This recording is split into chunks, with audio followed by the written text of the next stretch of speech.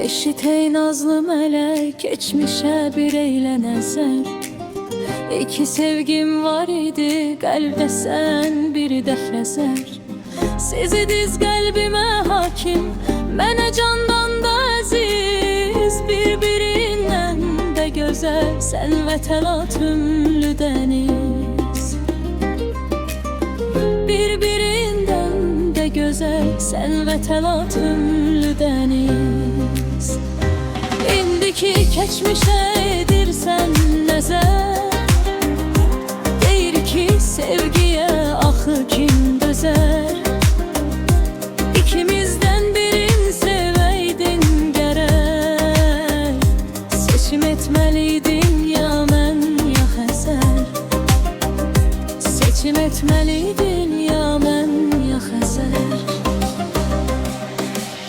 Bir zaman bu sahildə tapmışdım məhəbbətimi, aldı məndən apardı dalğar səadətimi. Ya da saldıqca plaj dalğalanan telləri, gəzirərəm həsrət ilə ötən gənc illərimi. Gəzirəm həsrət ilə ötən gənc illərimi. Bir vaxt yadımdamı sənlə baş-başa, İkimiz sahili gəzərdik qoşa. Bəlkə də günahkar mavi Xəzərdi, yetmədi buna kam sevgimiz başa. Yetmədi buna kam sevgimiz başa. Mən varam, sən isə yoxsa Xəzər, əvvəlki kimi. Edirəm sahilə sənsiz nəzər, əvvəlki kimi. Qalıbdır ilk görüşümüzün yeri, əvvəlki kimi.